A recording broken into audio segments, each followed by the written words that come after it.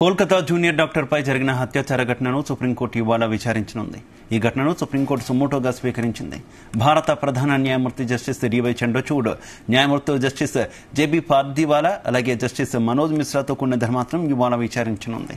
ఈ నెల 9న కోల్కతాలోని ఆర్జికర్ ఆసుపత్రిలో జూనియర్ డాక్టర్పై జరిగిన హత్యాచార ఘటనపై దేశవ్యాప్తంగా ఆందోళనలు కొనసాగుతున్నాయి. దీంతో దేశాన్ని కుదిపేస్తున్న ఈ ఘటనను సుప్రీంకోర్టు సుమోటోగా స్వీకరించింది.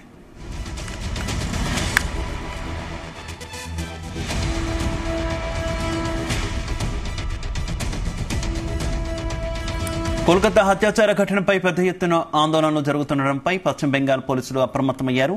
సామాజిక మాధ్యమాల్లో అసత్యాలు ప్రచారం కావడమే ఆందోళనలకు కారణమంటున్నారు. వాటిపై పోలీసులు చర్యలకు సిద్దమయ్యారు.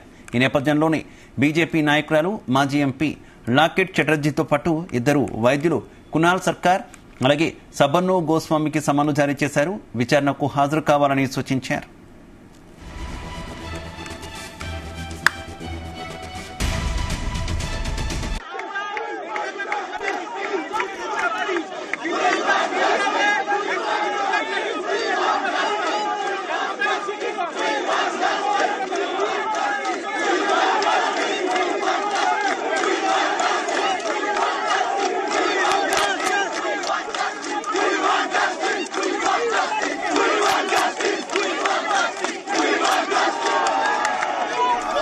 జూనియర్ డాక్టర్ వివాదం కొనసాగుతుంది. పోస్ట్ మార్టం నివేదికను చూశానంటున్నటువంటి డాక్టర్ గోస్వామి అందులో విస్తుపోయే నిజాలు ఉన్నాయన్నారు. మృతురాలి శరీరంలో 150 మిల్లీగ్రాముల వీర్యం ఉందన్న పోస్ట్ మార్టం నివేదికలో ఉందన్నారు. ఆమెపై గ్యాంగ్ రేప్ జరిగి ఉంటుందని డాక్టర్ గోస్వామి తెలిపారు. అయితే డాక్టర్ గోస్వామి స్టేట్మెంట్ ను కోల్కతా పోలీసులు తోసిపుచ్చారు. పోస్ట్ మార్టం నివేదికలో అలాంటి విషయాలేమీ లేవంటున్నారు. ఇలాంటి అసత్యాన్ని సామాజిక మాధ్యమాల్లో పెద్ద ఎత్తున ప్రచారం కావడం వల్ల ప్రజల్లో ఆగ్రహావేశాలు వ్యక్తమవుతున్నాయన్నారు.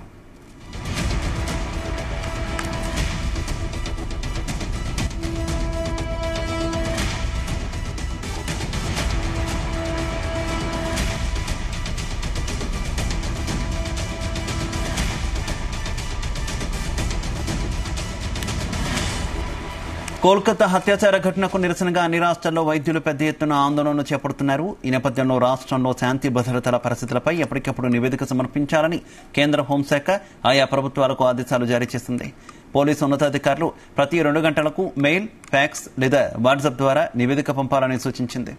వాటి ఆధారంగా పరిస్థితులను అంచనా వేసి తగు చర్యలు తీసుకుంటామని కేంద్ర హోంశాఖ తెలిపింది.